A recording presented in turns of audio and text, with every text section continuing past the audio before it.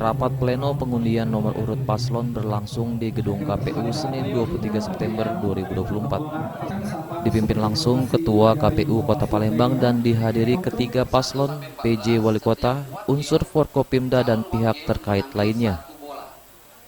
Pengundian nomor urut dilakukan berdasarkan waktu nomor terkecil yang diambil oleh para calon wakil wali kota dan dilanjutkan dengan pengambilan nomor urut oleh para calon wali kota. Hasilnya Fitrianti Nandriani mendapatkan nomor urut 1, Ratu Dewa Prima Salam nomor urut 2, dan Yuda Pratomo Baharudin nomor urut 3. Hasil ini disambut oleh antusias para pendukung dan relawan yang turut hadir menyaksikan pengundian.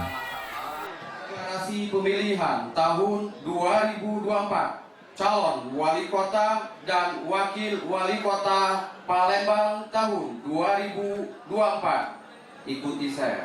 Kami calon wali kota dan wakil wali kota partai politik pengusung. Usai pengundian dilanjutkan dengan deklarasi dan penandatanganan fakta integritas. Naskah deklarasi pemilihan tahun 2002. Jadi saat ini telah